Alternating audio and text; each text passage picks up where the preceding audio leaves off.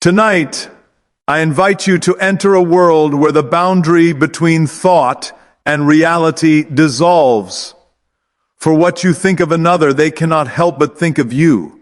You have been told that desire must wait for chance or circumstance, but I tell you now, the moment you accept in imagination that they long for you, they do. Telepathy is no trick of chance, but the inevitable law of consciousness. Sit quietly, assume they are already yours, and feel the sweetness of their craving. This is the secret path to possession, the unseen channel of thought. What if you could plant the thought of craving inside their mind tonight? What if their every action began to echo the picture you hold of them? Stay with me, and you'll learn how desire moves silently from your heart into theirs. Close your eyes for just a moment, and allow me to tell you something that you have always known but perhaps forgotten. The thoughts you think are not locked inside of you. They do not stay within the little walls of the mind, bouncing about like echoes in an empty room. No, the thought you hold moves, it travels, it goes out, clothed in the feeling you attach to it, and it seeks the very one of whom you think. And when it finds them, it does not knock politely. It enters as though it belonged there, and it speaks in their own voice.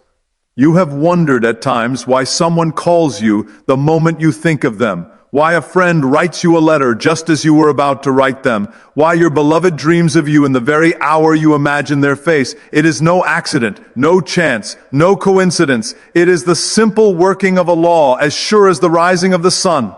Your thought has power, and that power cannot be contained. Think for a moment of a radio station. The announcer sits in a small booth surrounded by four walls. His voice does not stop at those walls. It does not remain in that little room.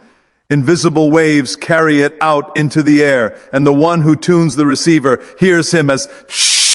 Oh, he were sitting in the very same room. So it is with you. Every time you dwell upon someone in thought, every time you give life to a feeling concerning them, you broadcast it into their world. They need not be aware of the process, but they cannot escape the reception. Now, here is the wonder. You are not sending random noise. You are shaping the very impressions that they will soon call their own thoughts. The picture you hold of them, the words you silently speak in your inner conversation, the mood in which you wrap these images, these are the signals they pick up. They feel them, and soon they believe them to be self-originated. They do not say, someone has placed this thought in me. They simply live it as their own. Perhaps you have stood in front of someone and wished, Taicho, if only you could know how much I desire you, how much I want you to think of me. And yet you leave the words unspoken, fearing their reaction. But hear me well, the unspoken thought is the loud broadcast. For when you turn within and imagine their craving, when you feel it real, you have spoken in the one language the world cannot resist. The language of consciousness. The secret is not in straining, not in pushing with effort, but in quiet assumption. Imagine them at this very moment unable to put you out of their mind. Imagine them restless, hungry for your presence. Feel it as though you were overhearing their private confession. When that feeling rises in you, you have planted the seed. And just as surely as a seed dropped into fertile soil breaks open and grows into the form contained within it, so will your thought break open in their consciousness and grow into the craving you have imagined. Have you never wondered why certain people are inexplicably drawn to you? Why they linger longer than they intended? Why their eyes search for yours? Why they speak of you when you are absent? It is because at some level you have already imagined it. You have already broadcasted the invitation, and they, without knowing, answered the call, for there is only one mind, one great field of awareness, and you and they are not truly separate. You are but different stations upon the same current. I tell you then, do not underestimate the secret conversations of the heart, for they are not silent, nor are they wasted. They are the currents that shape the actions of those you desire. Speak within yourself as you wish them to speak. Feel within yourself as you wish them to feel, and watch in the perfect unfolding of time as they live out the drama you have scripted in the theater of imagination. It may come with a word, with a gesture, with an unguarded glance. It may come as the sudden urge to call you, the overwhelming need to be near you, but it will come, for your thought, carried on the wings of feeling, has already gone forth, and it will not return void. So tonight, begin to notice the power that has always been yours. Do not think of thought as private or powerless. Think of it as the subtle thread that binds you to all you desire. And when you hold the image of their craving, when you live in the assurance that they cannot keep you out of their mind, then you are no longer waiting for chance. You are operating the law. You are sending the message that will stir their heart, ignite their longing, and bring them to you as though moved by their own free will. For indeed, it is their will, yet it was shaped by you in the silence of your own being. And now let us go deeper, for it is not enough to know that thought travels, that it is received, and that it bears fruit.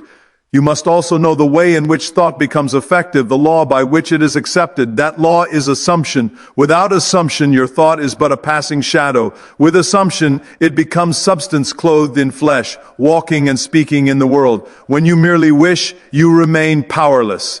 Wishing keeps the desire apart from you, like a star you admire, in the distant heavens but never touch. But assumption, assumption is possession. Assumption takes the star and places it within your very hand. The moment you assume that they are thinking of you, the moment you accept it as fact in the inner world, you have already shaped the reality that must appear in the outer. Think of the difference between a man who longs for wealth and a man who assumes wealth. The one may pray, may beg, may hope, but he still sees himself poor. The other, though lacking a coin in his pocket, moves as though wealth were his birthright. He assumes it, and so the world bends to give him proof. So it is with telepathy. The moment you assume, they crave me. They cannot escape my image. They are restless until they are near me. That moment your thought is no longer a weak suggestion. It is law impressed upon their mind. Assumption is not a noisy act. It does not shout. It whispers, and yet the whisper carries more power than the loudest cry. When you assume, you shift identity. You cease being the one who waits for their attention and become the one who already possesses it. You stand in the end, and the end projects itself backward until the beginning conforms. If you assume that they think of you constantly, then every path, every circumstance, every inner stirring in them must rearrange to prove your assumption true. You may say, but how can I assume they think of me when my senses tell me otherwise? Yet your senses are not the authority, they are the servants. The senses report what has been accepted in imagination. They are not creative, they are reflective. To look to the senses for proof before assuming is to ask the mirror to smile before you smile yourself. No, you must first accept within, and the reflection will follow. Let me tell you, the moment you assume their craving, they begin to wear it like a garment. They do not question it. They feel it as their own impulse, their own longing. You need not struggle, nor must you manipulate outwardly. Assumption is the quiet seed planted in the depth of consciousness, and once planted, it pushes upward irresistibly. They will feel the hunger for you, not as a foreign voice, but as their very heartbeat. Think now of your daily inner talk. Every idle thought you entertain concerning them is an assumption in seed form. If you idly think, perhaps they are indifferent, perhaps they have forgotten me, then you water the seed of neglect, and soon they behave accordingly. But if you claim within yourself, they cannot forget me. I am in their every thought. I am the sweetness that will not leave their lips. Then you have chosen a different seed, and it will grow into evidence as sure as dawn follows night. This is why assumption is the law. It is not the intensity of desire alone that moves the world, but the acceptance of its fulfillment. To assume is to give your desire the only reality it needs, and once accepted, assumption does not ask permission. It acts. It weaves itself into the pattern of their life, arranging meetings, stirring conversations, guiding them to reach for you even when they had planned otherwise. Do not confuse assumption with fantasy. Fantasy is a daydream you know to be unreal. Assumption is the acceptance that your imagined scene is fact. When you assume, you do not say, wouldn't it be nice if they thought of me? You say, they do think of me. Even now, they cannot escape the vision of me. I live in their mind. That is assumption. and it is creative because consciousness itself is creation. So the next time you find yourself longing, stop. Do not send out a thought wrapped in weakness. Pause and clothe your desire in the certainty of fulfillment. Feel the weight of it as real. Let your heart rest in the conviction that what you have imagined has already taken root. Do not wait for their call to prove it. Know it first, and the call must come. Do not wait for their restless glance to assure you. Assume their restlessness, and it will show on their face. This is the secret to making them crave you. Not pleading, not hoping, but assuming. The assumption becomes the mold, and their mind is poured into it. Soon they cannot think outside of the shape you have given. They may resist for a moment, but the law cannot be resisted for long, for the law is not outside. It is the very structure of consciousness, and consciousness once impressed always expresses. Therefore, when you leave this place tonight, take with you not just the knowledge that thought travels, but the deeper truth that only assumed thought creates. Only assumed thought holds power. Only when you clothe your desire in the certainty of its reality does it enter the heart of another as though born within them. And from that moment forward, all that you see, all that they feel, will bend itself to prove you right, for thought by itself is but a shadow, a pale image drifting without force until it is married to feeling. Feeling is the lifeblood, the fire, the electricity that charges thought and carries it into the unseen channels of another's mind. You may picture the scene of their craving. You may assume it as real, but unless you feel the thrill of its fulfillment, you have sent forth only a lifeless form. It is feeling that gives wings to imagination, feeling that breathes breath into the silent word and makes it heard in the depths of another's being. You know this already in your daily life.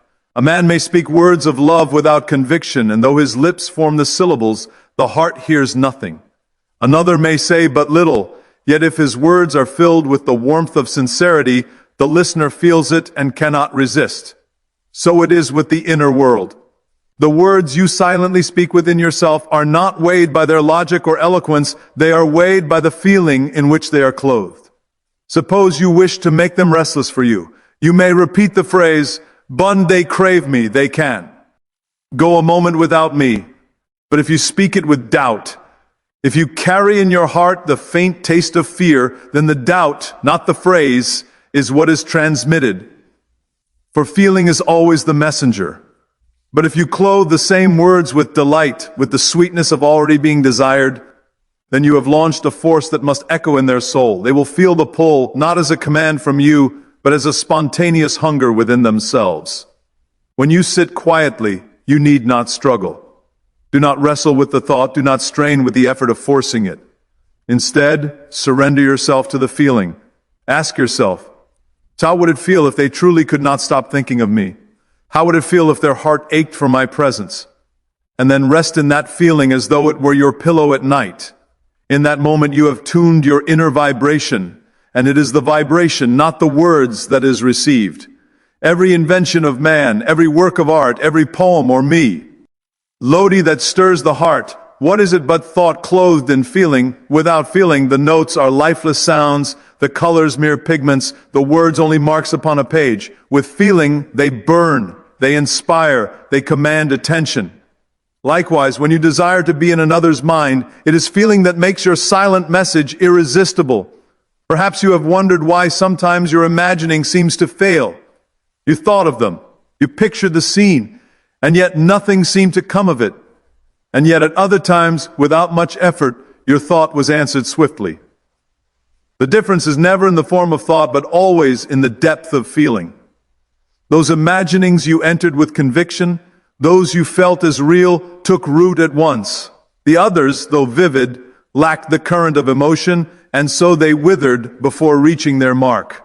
I tell you, when you marry the thought of their craving with the feeling of being desired, you cannot fail. You need not repeat endlessly. One moment of genuine feeling outweighs 1,000 repetitions made in emptiness. It is the depth, not the length of feeling that matters, for feeling is the creative medium, the invisible substance from which the world is shaped. Do you recall times when a sudden dread overtook you, And soon after, the very thing you feared appeared before you. It was not the thought of fear that created it, but the feeling of dread. That heavy, sinking emotion clothed the thought with life. If fear, when felt, can bring forth what you do not want, then surely love, desire, and joy, when felt, can bring forth what you do. The law is impartial. It gives form to the seed you plant, and the seed is always feeling. So when you wish to enter their mind, do not merely construct an image. Step into it and feel. If you imagine their arms around you, then feel the warmth, feel the closeness, feel the thrill of being held. If you imagine their words of longing, then hear them inwardly and let the sweetness of those words stir your heart. The moment you feel it real, the message is sent, and it will not return void. Even now, as you sit here, you can recall a memory so vividly that your body responds as though it were happening again. Your heart races, your skin warms, your breath quickens. What has done this? Only feeling. And if a memory, long past, can move you so powerfully, do you not see that an imagined scene, felt as real, can move another just the same? They will feel what you feel, for the two of you are not divided by space. Consciousness knows no distance. Therefore, choose your feeling with care.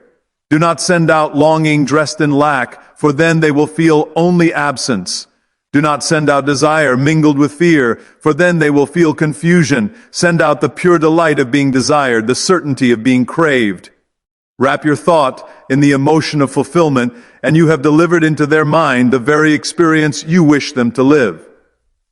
Feeling, then, is golden key. It is the force that binds assumption to reality, the current that carries your message into the heart of another.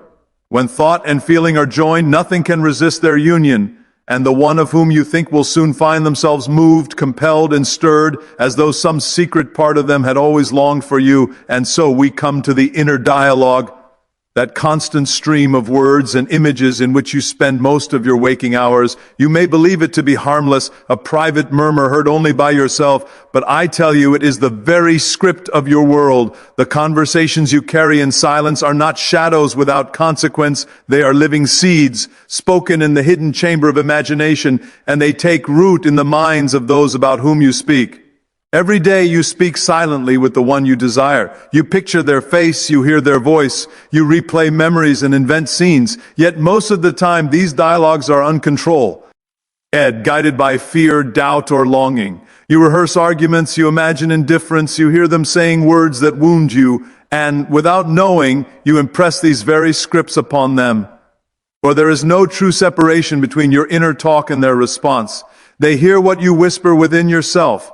If you wish to know what another truly thinks of you, do not look to their words alone, but listen to the tone of your own inner speech. If in your heart you carry on the dialogue of rejection, then you will meet rejection. If you persist in imagining them cold or distracted, then you will meet their coldness and their distraction. But if you deliberately turn your inner talk into words of longing, affection, and desire, then those words will soon echo back from their lips. The silent conversation is the truest form of telepathy, for it bypasses all appearances. You need not be in their presence. You need not send a letter, nor utter a sound. You need only to assume their ness in your mind and speak to them as though they were truly before you. Do this, not as one hoping to be heard, but as one certain that they are listening, for indeed they are. Consciousness knows no barrier of distance. Imagine now that you are speaking to them inwardly. Do not beg, do not plead. Speak with the assurance of love already returned. Hear yourself saying, "You cannot keep me out of your thoughts. You long for me. You are restless until you see me again." And then, in the silence of imagination, let them answer.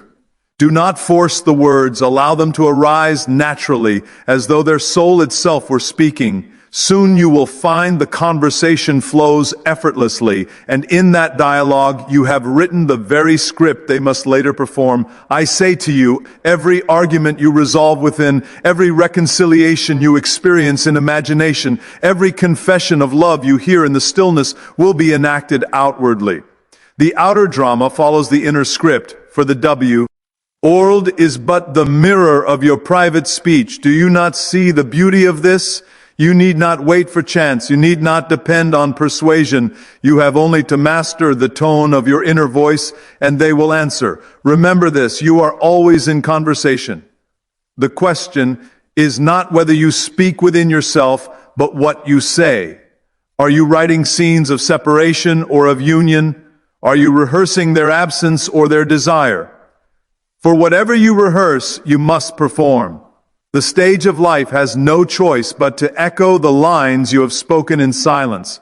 Think of the many times you have prepared an inner argument with someone, only to find the outer conversation unfolding almost word for word as you imagined. Or perhaps you nursed a secret hurt, and though you never spoke of it aloud, the other responded as if they had heard your very complaint. These are not accidents. They are the inevitable working of inner dialogue. So train yourself in the art of the silent conversatio. Instead of surrendering to wandering thoughts, guide them. Construct the dialogue that matches your desire. Hear them praise you, crave you, confess their hunger for your presence. Hear them call you the one they cannot forget.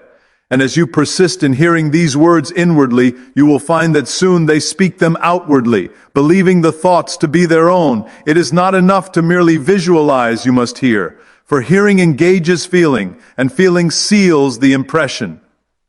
When you lie down at night, close your eyes and let their voice sound in your imagination.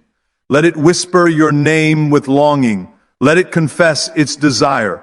Fall asleep to the music of that conversation, and you will wake to its evidence. For the subconscious receives what you impress upon it in sleep, and the other cannot help but act upon what has been impressed.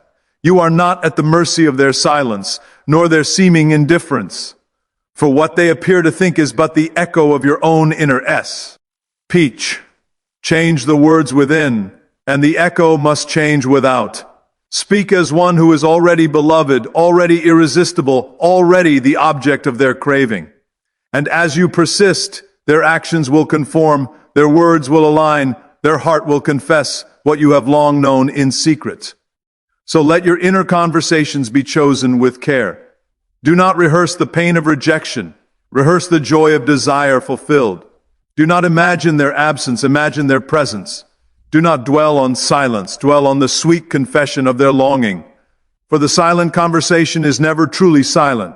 It is the seed of every outer event, the bridge by which your desire travels from imagination into fact.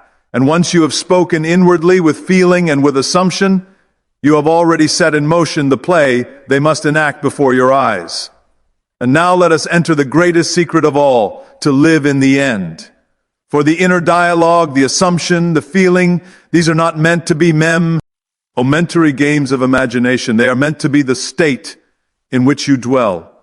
To live in the end is to move through your days as though the desire were already accomplished, as though the craving you wish them to feel were already their constant reality. It is not something you hope for tomorrow. It is something you know exists now. When you live in the end, you no longer measure time by waiting. You are not standing at the window, watching for their call, anxious for the sign. You are resting in the knowledge that it is finished. The moment you claim, when they crave me, they think of me always, they are restless without me, you step into that end.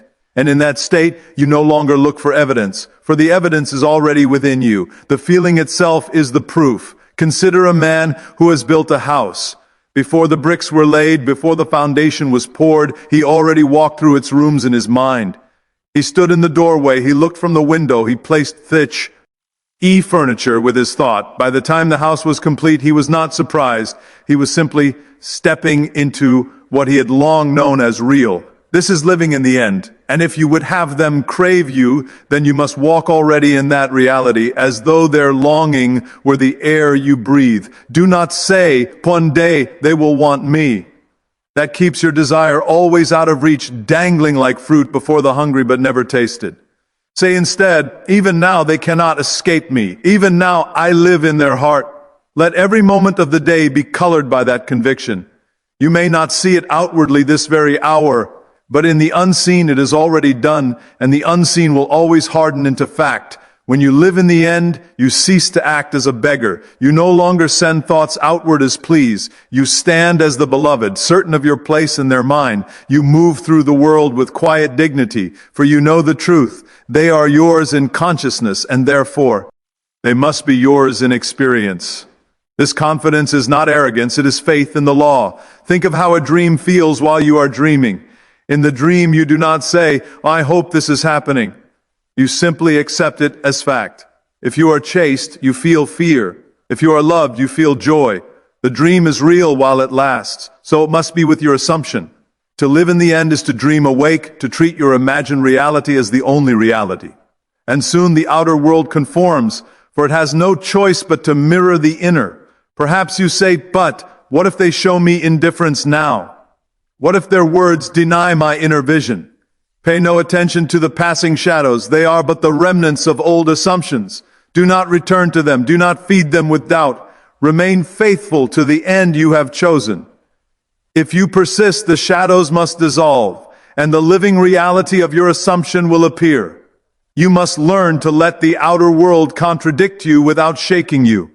If today they are silent, yet within you they whisper your name, then hold to the whisper. If today they walk away, yet within you they run to embrace you, then hold to the embrace. Living in the end means you refuse to be swayed by appearances, for appearances are nothing but delayed echoes of former states. You have chosen a new state, and if you remain in it, the echo will change. When you walk through your day, carry yourself as though their craving were already known to you. Let your tone, your step, your manner be that of one who is desired, not with boastfulness, but with the quiet glow of fulfillment. For the world responds not to your words, but to your state of being. If you feel yourself loved, the world will treat you as love. If you feel yourself crave, they will act as though they crave you. At night, as you lie in bed, enter the end once more, close your eyes and surrender to the scene that would be true if they were already yours in thought and feeling. Do not imagine. Eat it as something to come. Rest in it as something that already is. Feel their presence beside you. Hear their voice within you. Let the sweetness of fulfillment carry you into sleep. For sleep is the gateway to the subconscious, and what you impress upon it at night will be played out by day. This is the discipline to refuse the evidence of lack, to ignore the temptation of doubt, and to persist in the end as though it were already fact. And when you do, you will find that the world, in ways you could not plan, arranges itself to bring you proof. They will speak words they did not plan to speak. They will take actions they did not plan to take, all because within you the end was already lived. So I say to you, dare to live as though it were done. Dare to walk in the conviction that they cannot escape your image. Dare to rest in the certainty that their craving is already yours. And if you hold to that state, the outer world must, in time, reflect it in every detail.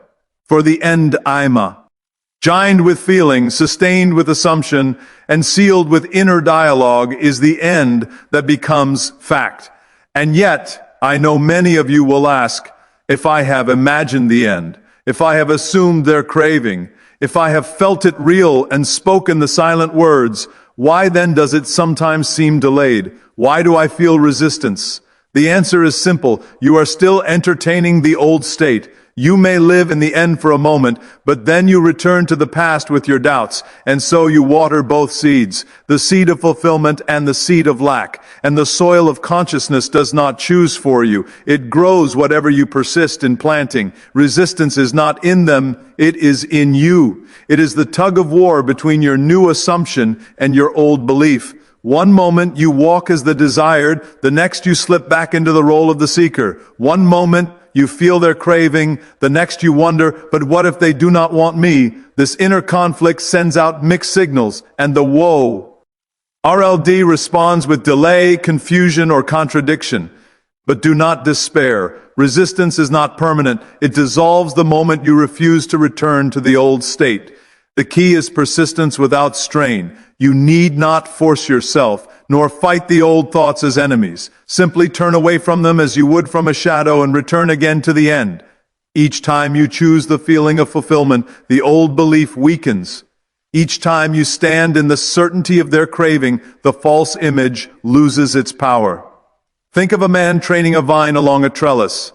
At first, the vine resists, twisting this way and that, reaching in wild directions, but gently, patiently, he guides it day after day, until at last it follows the path he has chosen. So it is with your mind. At first, it runs back to doubt, to fear, to the memory of rejection. But each time you gently turn it back to the vision of fulfillment, you train it. Soon it grows naturally in the direction of your desire and the resistor. NCE is no more. What you call resistance is nothing but the echo of old assumptions. The shadow lingers a little after the light has changed, but it cannot remain. When you persist in the new state, the shadow fades. Do not measure by the speed of the outer response. The law does not fail. The craving you have imagined already exists in them. It is only your wavering that delays its appearance.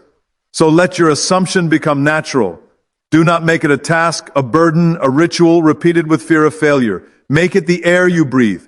Let it be so ordinary, so unquestioned that you forget you ever longed for proof. When the assumption feels natural, resistance has ended, and the world must reflect your certainty. Imagine again the lover who doubts. He says, perhaps they care, but perhaps they do not. And so he watches every gesture, listens to every word, seeking signs. In his doubt, he transmits fear, and soon the other mirrors his insecurity. Contrast this with the one who assumes. Of course they crave me, how could they not? He does not question, he does not seek signs. He walks with quiet assurance, and the other, feeling that certainty, responds with longing. The difference lies not in the world, but in the state within. You cannot serve two masters, the master of fear and the master of faith. You cannot dwell in doubt and expect the fruits of certainty. Choose one. If you choose the end, then live in it, breathe in it, rest in it. Refuse to return to the old even for a moment.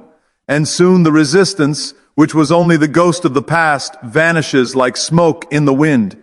Many will say, but it feels unnatural to assume what I cannot yet see. Yet everything you now see once felt unnatural. The house you live in, the work you perform, the friends you hold, all were once only imaginations. They became natural by repetition, by dwelling in them until they felt ordinary. Do the same with your desire. Assume their craving again and again until it feels inevitably, until you cannot remember a time when it was otherwise. That is how resistance is broken. Not by struggle, but by familiarity. And know this, they cannot resist you when you no longer resist yourself. For every barrier you imagine in them is only a reflection of the barrier in your own heart. Remove it there, and it disappears in them. If you hold yourself worthy of their craving, if you rest in the certainty that you are desired, then they will respond accordingly. Their will is not violated, for in truth there is only one will, the will of the state you occupy. So if ever you feel the weight of delay, do not accuse them, do not accuse the law. Ask only, Thes, where am I dwelling now? If you find yourself in the old room of doubt, step out, return to the room of fulfillment, enter it with feeling, close the door behind you, and remain there. In time, that room becomes your home, and the old house of fear crumbles into dust. And the beauty is this, the moment resistance is gone, the flow is effortless. They will act, they will speak, they will move, as though compelled by some sweet compulsion they cannot name. But you will know the source, for it was your persistence, your refusal to bow to doubt, your steady dwelling in the end, that broke the resistance and opened the way for their craving to reveal itself in plain sight. And when the way is open, you will see with your own eyes what you had long known in secret. The world, which once seemed stubborn and indifferent, bends itself into harmony with your assumption. The very one who felt distant now leans toward you with eagerness. The one who seemed occupied with others now cannot rest until they are with you. But understand this clearly. It was never they who changed first. It was you. Their actions, their words, their gestures are but the mirror of your inner conviction. This is the great secret. They are not apart from you. The self you call Na and the self you call Opem are both moving in the field of Con.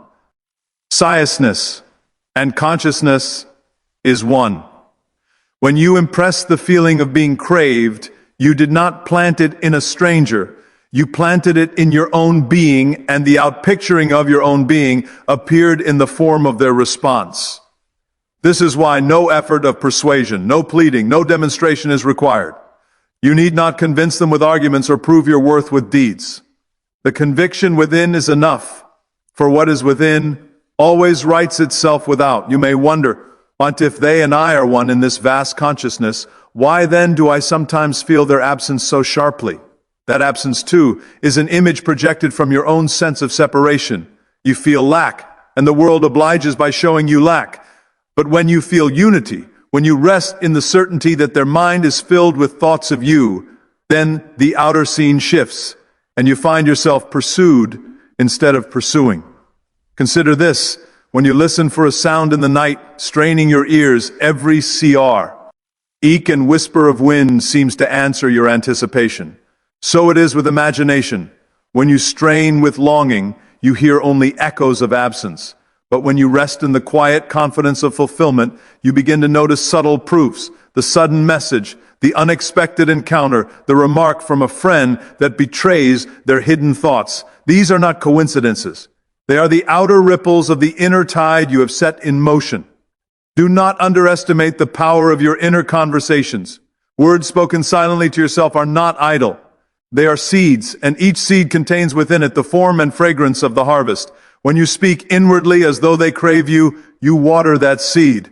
When you answer yourself as though hearing their voice longing for you, you strengthen its roots.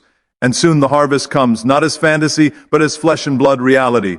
If you have ever awakened from a dream so vivid that for a moment you believed it was real, then you have touché the truth of creation. For all creation is of that substance, the vivid dream impressed upon consciousness. When you dwell in the dream of being longed for, when you walk as though already possessed of their desire, then that dream hardens into fact. The world of sense is nothing more than crystallized imagination. So let the drama play first within you. Hear them call your name with urgency. Feel the warmth of their presence, the magnetism of their nearness. Let every detail be alive until you can say to yourself, "'Tis is more real than the absence I once believed in." Then let it go, not in forgetfulness, but in trust, knowing it is already established. Just as you do not plant a seed and then dig it up each hour to check its progress, so do not disturb your assumption with anxious doubt. Let it grow in silence, and it will bear fruit in time. And remember, the measure of your faith is not found in how strongly you strain, but in how naturally you rest. Faith is not effort, it is ease. To know they crave you is not to clench your fists in desperate hope, but to smile inwardly, to carry yourself as one already chosen, already loved. This naturalness is the sure sign that the seed is taking root. You may look back and say, "'How strange that I once doubted, how strange that I once believed they were far from me." Yet you will bless even the doubt, for it drove you deeper into the discovery of your own power. For now you know the craving you sought in them was born first in you, and because it was born in you, it had to appear in them, for there is only one consciousness, wearing countless masks. So walk in this knowledge with quiet dignity. Do not chase, do not beg, do not wonder. Simply know, and in that knowing, feel the delight of already being the one they cannot resist, the one who occupies their mind, the one who draws them without effort. The world will reflect your conviction, and when it does, you will marvel not at their change, but at the majesty of your own imagination which called it forth. What you have just heard is not mere philosophy, but a living truth. Your imagination is the seed, and the world is its harvest. When you boldly assume that they crave you, when you persist in the conviction that you already dwell in their mind, then reality has no choice but to mirror that inner assurance. The craving you once longed for becomes the craving they cannot escape. So carry this wisdom into your daily life. Let your inner conversations, your assumptions, and your faith be the unseen architects of your relationships. Do not measure by appearances. Measure only by the certainty you hold within.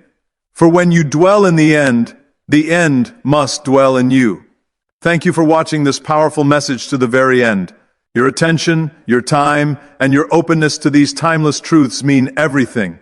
If this speech has inspired you, I invite you to like, share, and subscribe so that more seekers of truth may discover the power of imagination and assumption.